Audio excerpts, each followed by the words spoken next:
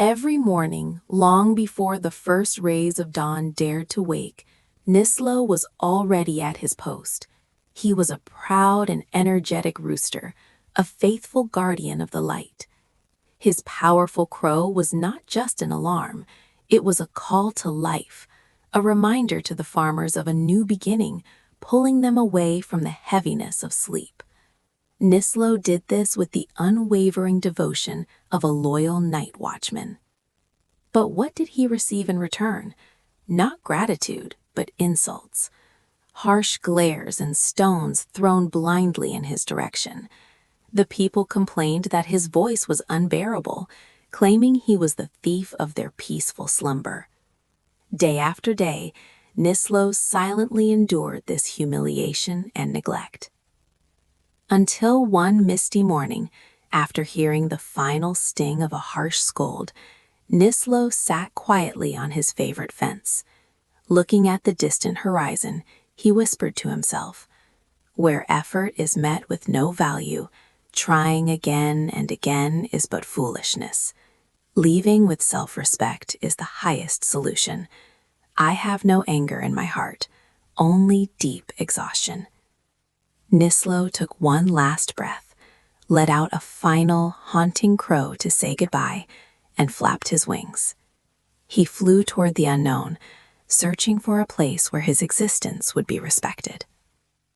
That night, a terrifying silence fell over the farm, and before the sun could rise, disaster struck. Thieves, who knew the farm's routine all too well, took advantage of Nislo's absence. There was no warning, no alarm. The entire farm remained in a deep, defenseless sleep as their livelihood was stolen away. Only when the farmers woke to a hollow silence did they realize the truth. Nislo hadn't just been waking them up, he had been protecting their world. But by then, the morning was empty, and it was far too late.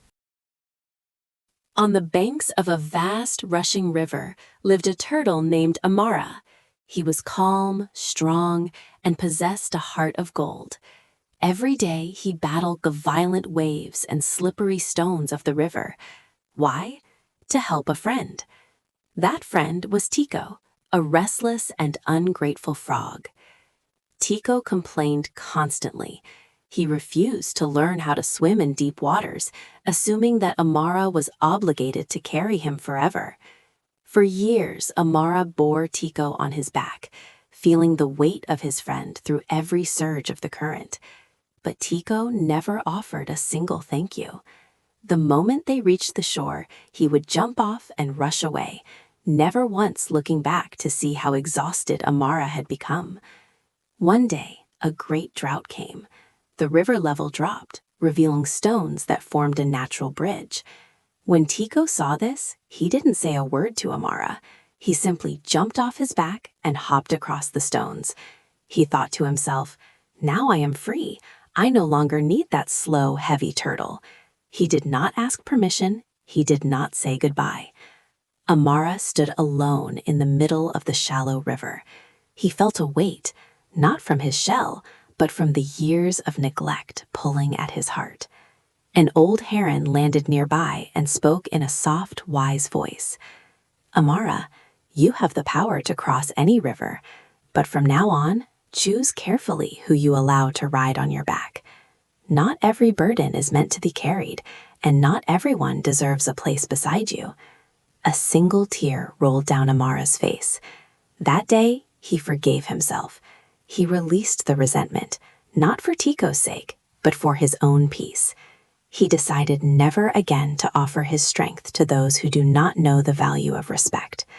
When the rains returned and the river swelled, Tico stood trapped on the bank, calling for help. But Amara was already far away, living his life with a heart as light as the air. At the corner of a forgotten alley lived a cat named Nico. He survived like a wounded soldier, chasing scraps and dodging danger just to see another day. Every morning, Nico sat in front of a luxurious house. By the door sat an earthen bowl, always empty.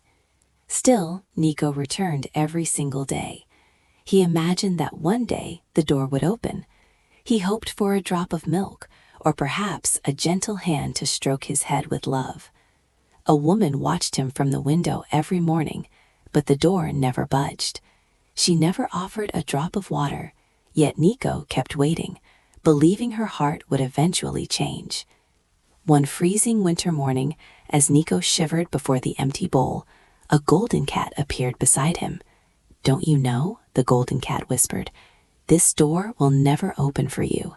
You were not born to spend your life waiting. You were born to find your own path to happiness." The words pierced Nico's soul.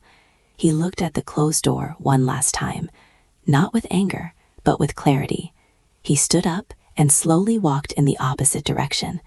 He chose to stop wasting his life in front of a door that was never meant for him.